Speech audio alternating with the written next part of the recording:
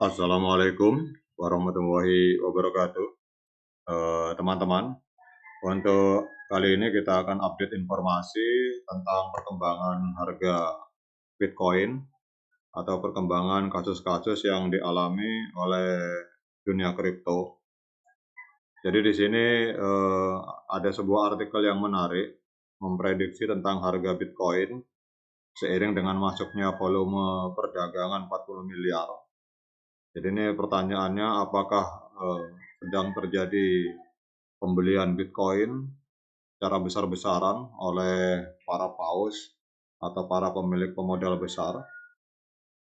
Ini kalau kita lihat di artikel ini, jadi di sini dikatakan bahwa prediksi harga Bitcoin itu masih tetap tidak berubah, meskipun aset digital terbesar di dunia berdasarkan kapitalisasi pasar baru-baru ini menjadi perbincangan karena kenaikan volume perdagangannya. Jadi kalau kita lihat sini, volume perdagangan Bitcoin ini naik menjadi lebih dari 40 miliar US dollar dalam beberapa hari terakhir. Sementara kita tahu di pasar banyak terjadi aktivitas di pasar kripto, kemudian banyak investor juga bertanya-tanya apa artinya ini untuk masa depan Bitcoin. Jadi kalau di artikel ini akan diupdate mengeksplorasi dampak dari kenaikan volume perdagangan ini kepada Bitcoin sebesar 40 miliar, kemudian skenario apa yang kira-kira dilakukan oleh para whale atau para pemilik modal raksasa di dalam dunia kripto menghadapi kondisi pasar yang sekarang kalau kita lihat banyak terjadi FUD atau ketidakpastian. Ini kalau kita lihat meskipun ada kekhawatiran di antara beberapa pedagang kripto atau trader kripto tentang potensi shock regulasi di masa depan, kalau kita lihat sini, tetapi sekelompok investor profil tinggi tetap tidak berpengaruh. Jadi pemain-pemain raksasa di dunia kripto ini dalam kondisi yang tidak pasti ternyata tidak terpengaruh. Walaupun kita lihat di sini ada Binance melakukan suspend terhadap penarikan uang USD, kemudian juga melakukan suspending secara terbatas transfer uang kepada bank. Jadi sepertinya kita lihat ini Binance ada bermasalah dengan dunia perbankan, karena di sini ada semacam skenario krisis untuk antisipasi terhadap dunia perbankan kalau seandainya dunia perbankan tidak mensupport lagi kepada dunia kripto. Tetapi kalau kita lihat sini ternyata para whale tidak peduli atau tidak terpengaruh dengan adanya situasi di mana Binance secara terbatas dalam beberapa saat ini mensuspend, menunda transfer uang dengan dunia perbankan. Kemudian juga kalau kita lihat di sini ada situasi di mana SEC telah melakukan beberapa waktu lalu menghajar market besar Kraken dengan memberikan hukuman denda sebesar 30 juta US dollar.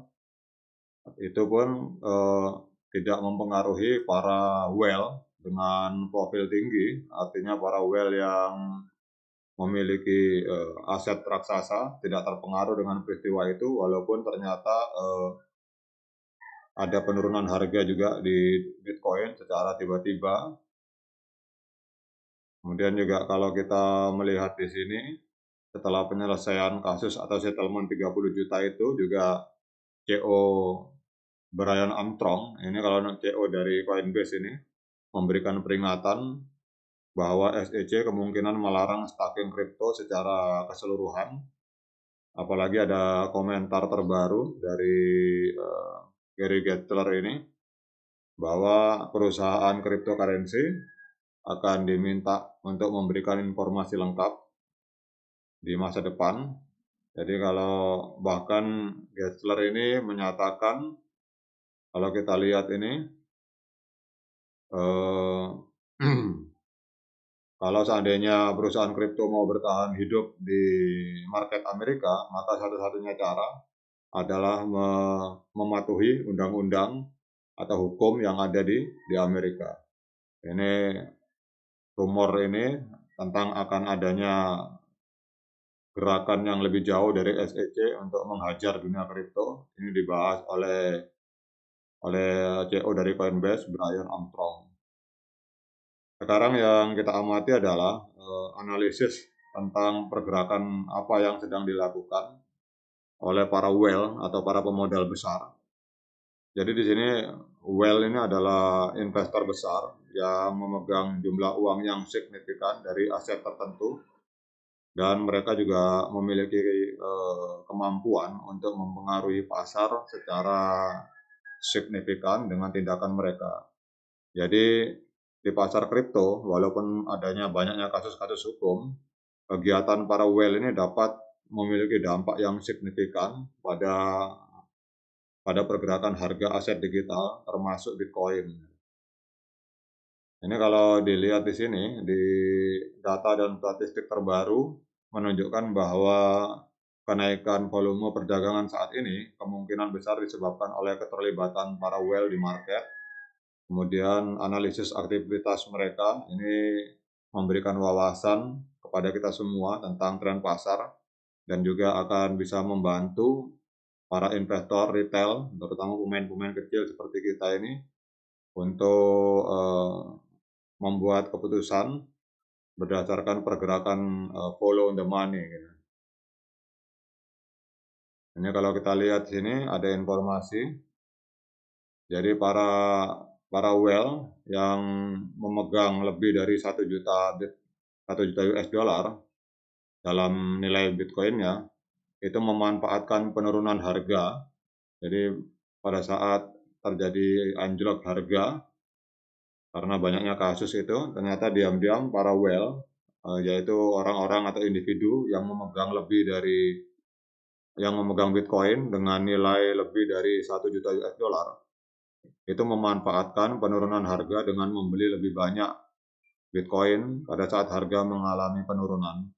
Jadi kalau dilihat di sini, yang luar biasanya, jadi kegiatan pembelian ini sangat tinggi sekali pada saat runtuhnya FTX pada November 22. Jadi tingkah laku whale ini menunjukkan bahwa sentimen negatif seputar pembatalan layanan staking crypto Kraken akan bersifat sementara, dan mereka melihat kesempatan untuk membeli sejumlah besar Bitcoin di bawah ambang batas 22.000 US dollar. Jadi kalau kita lihat di sini, ternyata pada saat market hancur lebur, apalagi yang dimulai dengan kasus FTX, teman-teman, kita tahu market raksasa juga yang hancur lebur dengan banyak merugikan orang, para nasabahnya, terutama warga negara Amerika. Ternyata malah kemudian dihantam lagi dengan kasus Kraken. Lalu kemudian juga kita lihat dunia kripto juga diambang ketidakpastian dengan kasus-kasus yang dialami oleh SEC berhadapan dengan XRP atau Ripple. Tapi ternyata di sini tidak mempengaruhi para whale dengan profil tinggi yang memiliki dana sangat besar. Pada saat market hancur, mereka ternyata membeli banyak Bitcoin di ambang batas harga 22.000 US dollar. Sekarang kalau kita lihat pergerakan harga Bitcoin, ini memang harga 22 ini kisarannya main di sekitar itu, teman-teman. Dan kita lihat juga di time frame D1 ini masih sebenarnya adalah sinyal positif untuk D1. Kita lihat ada golden cross di sini, MA50 menembus MA200. Walaupun kita lihat di time frame weekly ada indikasi, walaupun belum terjadi dead cross, tapi indikasi untuk terjadinya dead cross. Tapi kalau kita melihat dari artikel tadi, ternyata para whale dengan profil tinggi, dengan uang yang tidak berseri, ternyata mereka tidak peduli dengan kasus ini dan tetap melakukan investasi besar-besaran di dunia Bitcoin. Demikian dari saya, semoga bermanfaat. Assalamualaikum warahmatullahi wabarakatuh.